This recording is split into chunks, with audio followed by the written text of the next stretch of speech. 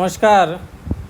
मैं रामनाथ प्रसाद दर्शन शास्त्र विभाग डीएवी महाविद्यालय सिवान से आज ऑनलाइन कक्षा के अंतर्गत आपके समक्ष उपस्थित हूँ। आज की कक्षा में हम लोग जनरल सिलोजिस्टिक रूल्स 9 की चर्चा करेंगे।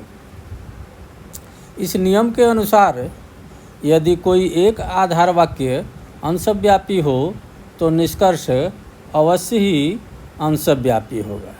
If either premise be particular the conclusion must be particular.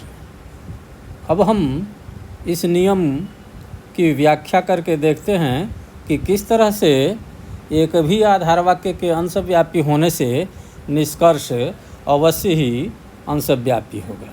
पहले हम इस नियम को लिख लेते हैं।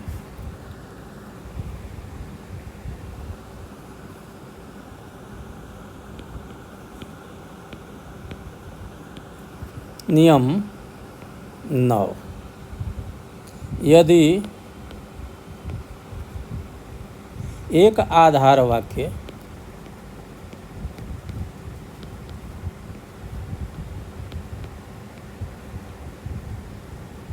अंशव्यापी हो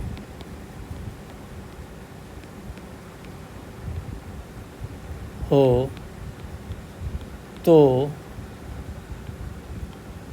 निष्कर्ष अवश्य अंशव्यापी होगा।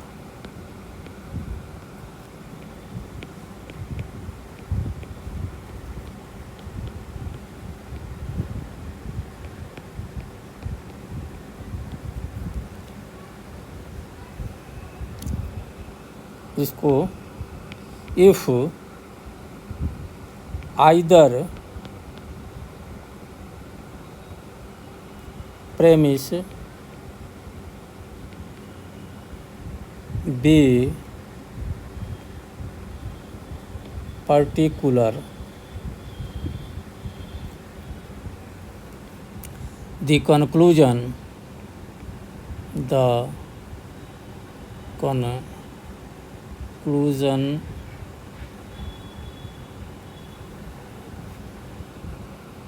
must be particular.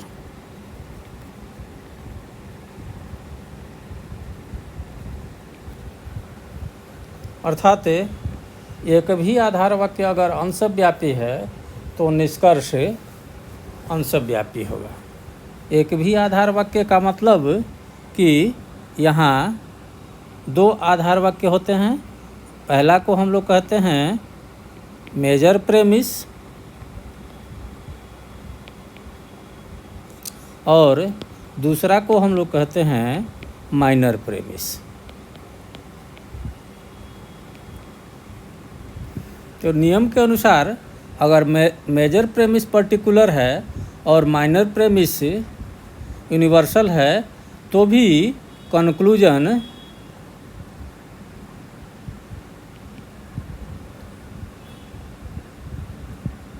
पर्टिकुलर होगा।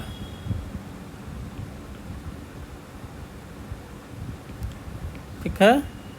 और अगर माइनर प्रेमिस पर्टिकुलर है और मेजर प्रेमिस यूनिवर्सल है तो भी कंक्लूजन पर्टिकुलर होगा। अर्थात दोनों में से कोई भी मेजर प्रेमिस या माइनर प्रेमिस पर्टिकुलर है तो कंक्लूजन अवश्य ही पर्टिकुलर होगा। यह नियम कहता है। अगर हम वाक्यों की दृष्टि से विचार करें तो देखेंगे कि 8 स्थितियां बनती हैं। एक पहली स्थिति है कि आधार वाक्य में मेजर प्रेमिस आई हो और माइनर प्रेमिस ए हो। और दूसरी स्थिति बन सकती है कि मेजर प्रेमिस आई हो और माइनर प्रेमिस ई हो। यहाँ एक मेजर प्रेमिस दोनों में अंशव्यापी है और माइनर प्रेमिस सर्वव्यापी है। तीसरी स्थिति बनती है कि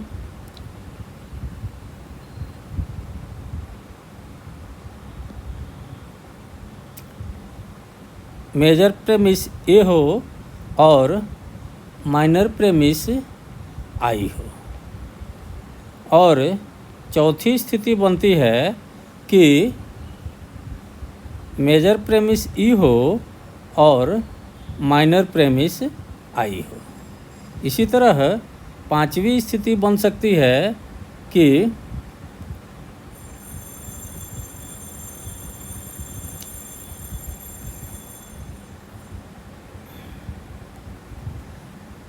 मेजर प्रेमिस ओ हो और माइनर प्रेमिस ए हो। छठी स्थिति बन सकती है कि माइनर प्रेमिस ओ हो और माइनर प्रेमिस ई हो। सातवीं स्थिति बन सकती है कि मेजर प्रेमिस ए हो और माइनर प्रेमिस ओ हो। और आठवीं स्थिति बन सकती है कि मेजर प्रेमिस ई हो और माइनर प्रेमिस ओ हो। अब हम एक एक करके इस मूड पर विचार करते हैं, इस अनुमान की बनावट पर विचार करते हैं। जैसे पहली स्थिति होती है कि पहला वाक्य आई हो, अर्थात मेजर प्रेमिस आई वाक्य हो, तो इसमें एक मिडिल टर्म होगा और एक मेजर टर्म होगा, दोनों अनडिस्ट्रीब्यूटेड होंगे। ठीक है, तो स्वाभाविक रूप से जब मेजर टर्म कंक्लूजन में आएगा तो वो अनडिस्ट्रीब्यूटेड होगा।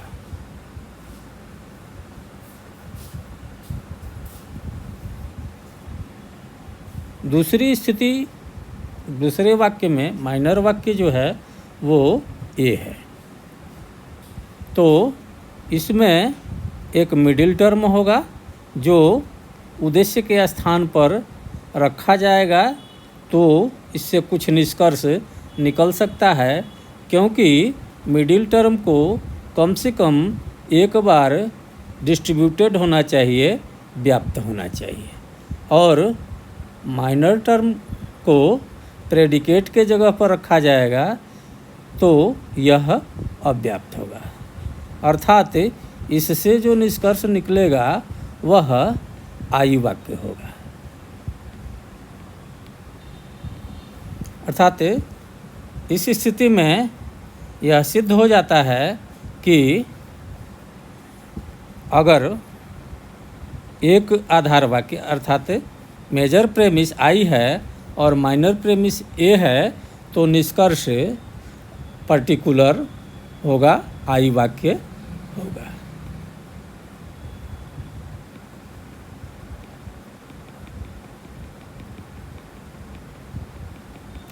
अब हम दूसरी स्थिति देखते हैं। दूसरी स्थिति है कि मेजर प्रेमिस आई हो और माइनर प्रेमिस ई हो। दूसरी स्थिति में हो गया कि मेजर प्रेमिस आई हो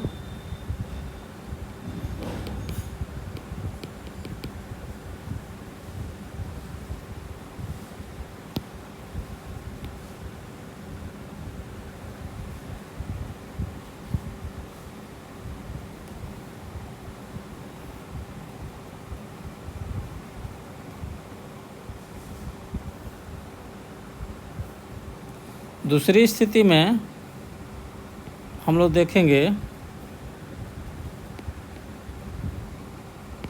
कि मेजर प्रेमिस आई हो और माइनर प्रेमिस ई हो। वैसी स्थिति में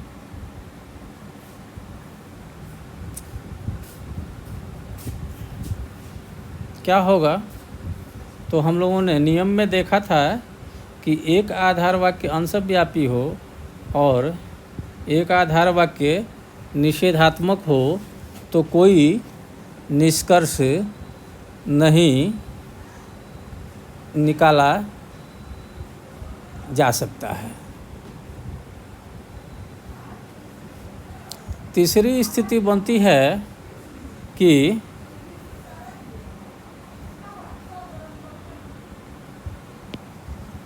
यहाँ कोई निष्कर्ष नहीं होगा, नियमतः एक अंशव्यापी और एक निषेधात्मक तर्क वाक्य से कोई निष्कर्ष नहीं निकाला जा सकता है।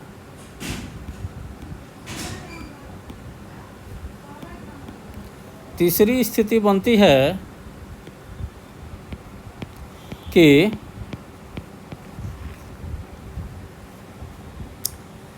मेजर प्रेमिस ए हो और माइनर प्रेमिस आई हो। वैसी स्थिति में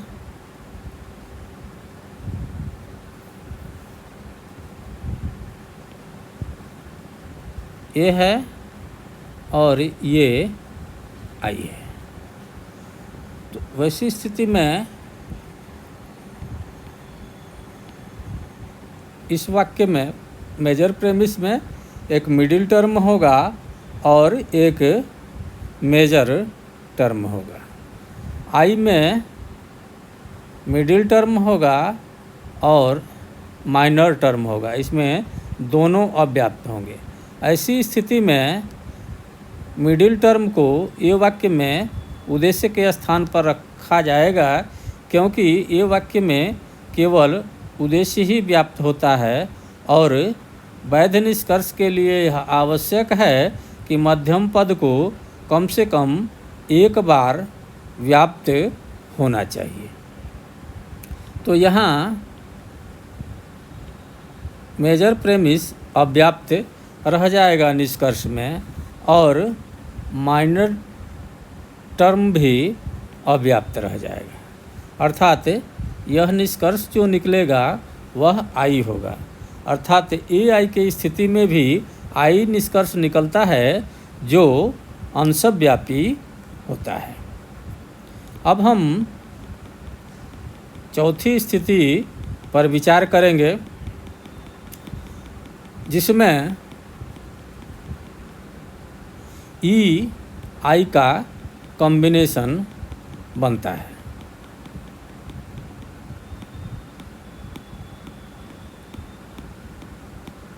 अर्थात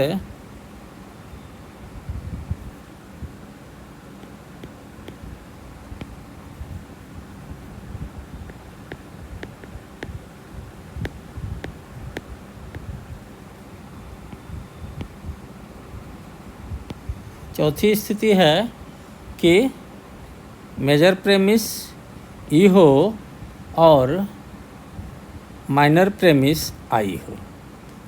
तो वैसी स्थिति में हम देखेंगे कि एम मेजर प्रेमिस में क्या होता है, ये ई वाक्य है तो इसमें मिडिल टर्म और मेजर टर्म दोनों ही अव्याप्त होंगे, व्याप्त होंगे। व्याप्त का चिन्ह होता है टिक मार्क, और आई में दोनों ही पद अव्याप्त होंगे। अर्थात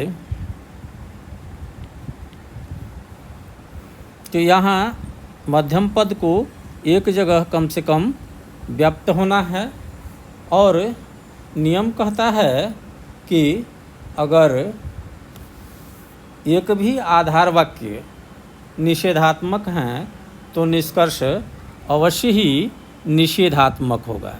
यहाँ P डिस्ट्रीब्यूटेड है तो इसको निष्कर्ष में भी डिस्ट्रीब्यूटेड रखना होगा, और कंक्लूजन में माइनर टर्म अनडिस्ट्रीब्यूटेड होगा, तभी निष्कर्ष निकल पाएगा। अर्थात ई आई कॉम्बिनेशन में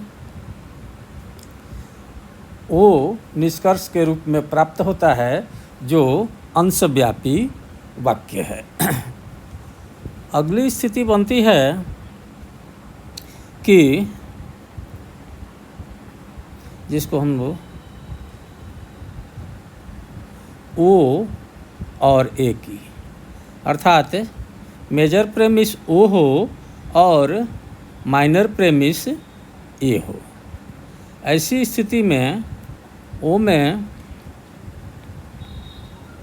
एक टर्म व्याप्त होगा, ए में भी एक टर्म व्याप्त होगा। तो ओ एक निषेधात्मक वाक्य है, इसलिए निष्कर्ष हमेशा निषेधात्मक ही निकलेगा। निषेधात्मक वाक्यों में विधेय व्याप्त रहता है, अर्थात मेजर टर्म व्याप्त रहेगा, इसलिए यहाँ मेजर टर्म व्याप्त होना चाहिए, अर्थात मेजर टर्म विधेय के स्थान पर होगा और मिडिल टर्म उद्देश्य के स्थान पर रहेगा। वो जो है वह उसमें केवल विधेय व्याप्त रहता है, इसलिए मिडिल टर्म को एक जगह व्याप्त करना होगा। तो माइनर प्रेमिस में ये वाक्य है जिसका उद्देश्य व्याप्त होगा, तो मिडिल टर्म यहाँ उद्देश्य के स्थान पर रहेगा जो व्याप्त होगा, और उद्देश्य माइनर टर्म माइनर प्रेमिस में विधेय के स्थान पर होगा, तो यह अव्याप्त होगा। ऐसी स्थिति में अव्याप्त सब्जेक्ट और व्याप्त विधेय के साथ निष्कर्ष निकलेगा, अर्थात जो निष्कर्ष निकलेगा वो ओ वाक्य होगा। तो ओ वाक्य निष्कर्ष के रूप में अगर निकलता है तो यह भी एक अंशव्यापी तर्क वाक्य है, अर्थात इसमें भी अंशव्यापी निष्कर्ष निकल रहा है। अब हम छठी स्थिति को देखते हैं। इस स्थिति में है, इसको ज़रा मिटा लेते हैं, कि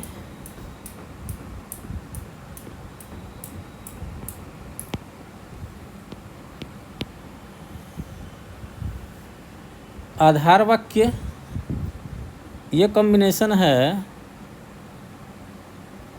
ओ और ई का। छठवीं स्थिति ओ और, अर्थात मेजर प्रेमिस ओ और माइनर प्रेमिस ई।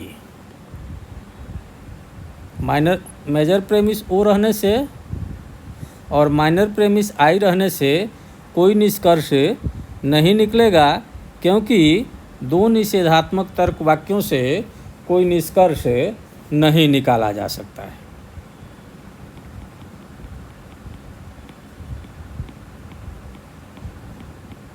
अब हम सातवीं स्थिति पर विचार करते हैं।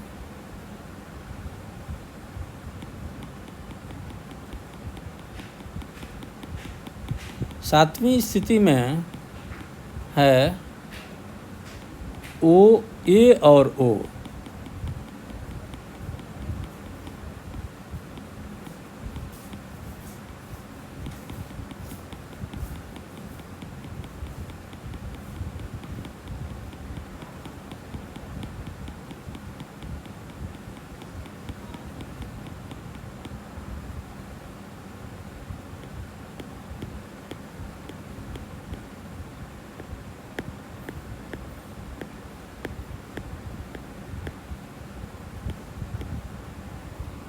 सातवीं स्थिति बनती है कि मेजर प्रेमिस ए हो और माइनर प्रेमिस ओ हो।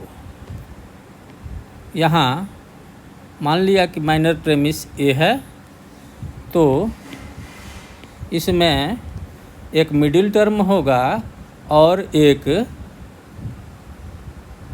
मेजर टर्म होगा। दूसरी स्थिति है कि माइनर प्रेमिस ओ है, इसमें एक मिडिल टर्म होगा और एक माइनर टर्म होगा और तब एक निष्कर्ष निकलेगा। तो यहाँ जो निष्कर्ष निकलेगा वो निषेधात्मक होगा, क्योंकि एक भी नियमानुसार एक भी आधार वाक्य अगर निषेधात्मक है तो निष्कर्ष निषेधात्मक होगा।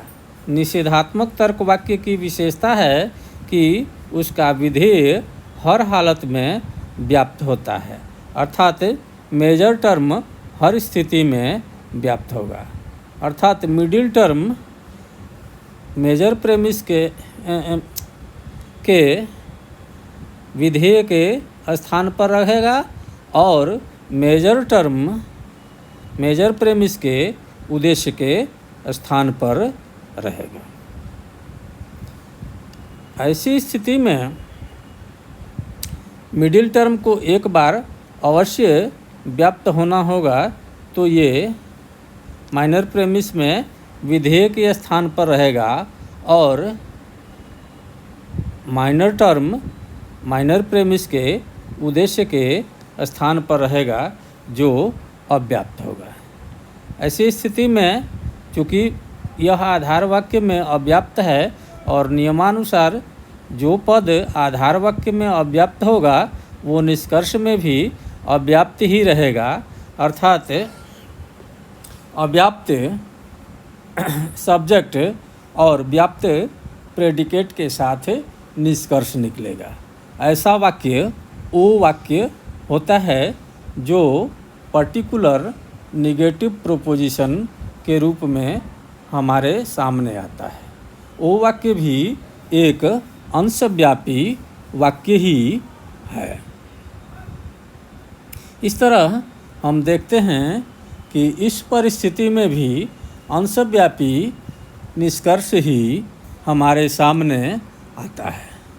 और आठवीं स्थिति बनती है कि मेजर प्रेमिस ई हो और माइनर प्रेमिस ओ हो।